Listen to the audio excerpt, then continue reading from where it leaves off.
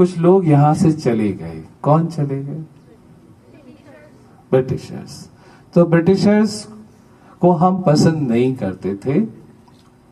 तो अगर हम 2 मिनट कुछ टाइम केवल इतना समझने की कोशिश करें कि हमें ब्रिटिशर्स क्यों पसंद नहीं आते थे, इसलिए कि उनका कलर हमसे अलग था, इसलिए कि वो किसी दूसरे देश से आए थे, या कोई और रीजन था। अगर इतनी सी बात अगर हम समझ जाएं बच्चों, और हम असल मुद्दों की बात को अगर रियलाइज करने लगें और अंडरस्टैंड करें, तो प्रॉब्लम बहुत सारी सॉल्व हो जाएगी।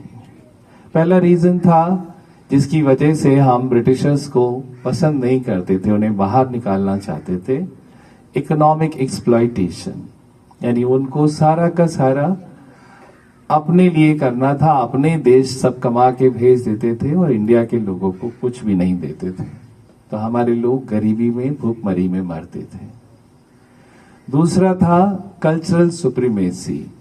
वो समझते थे कि वो वाइट हैं और हम लोग ब्राउन या ब्लैक हैं, तो वो हमको किसी लायक नहीं समझते थे। और इंडियंस को आप लोगों ने सुना भी होगा, dogs and Indians not allowed, ये ट्रेन पे लिखा होता था। यानी कि कुत्तों को और इंडियंस को फर्स्ट क्लास में जो है वो अलाउड नहीं है।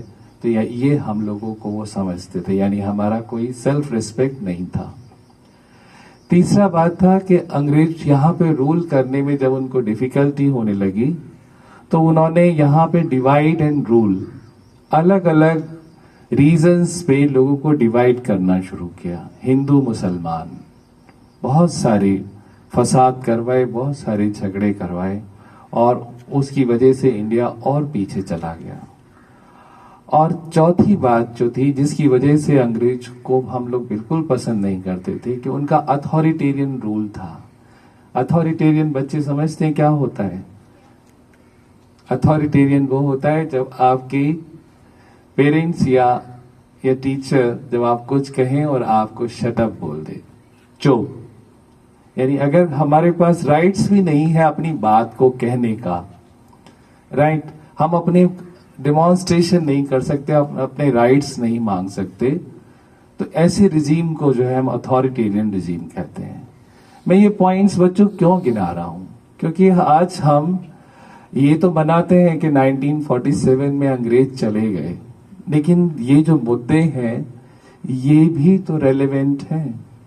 क्या हमको ये बात नहीं समझना चाहिए कि हमने अंग्रेजों को इसलिए निकाला क्योंकि हमको यहाँ काम करने की आजादी नहीं थी?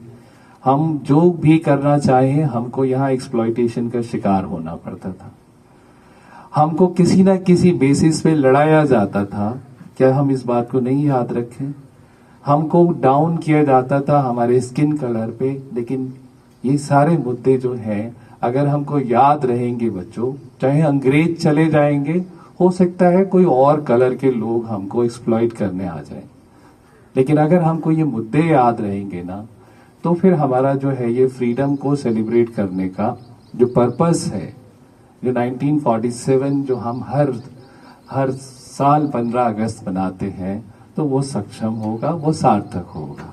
तो थोड़ा सा पढ़िए, अपने एसएसटी के सब्जेक्ट पे और ध्यान दीजिए। लोगों की बुराई मत करिए, लोग तो लोग ही होते हैं, लेकिन लोगों के काम को देखिए। किसी के आगे सिर झुका के लेट मत जाइए क्योंकि कोई बहुत बड़ा आदमी है, उसके काम को एनालाइज करिए कि उसका काम कैसे है, क्योंकि उसके काम से ही आपकी जिंदगी पे फर्क पड़ता है। Wish you again all very best, very happy Independence Day. God bless you all. Thank you very much.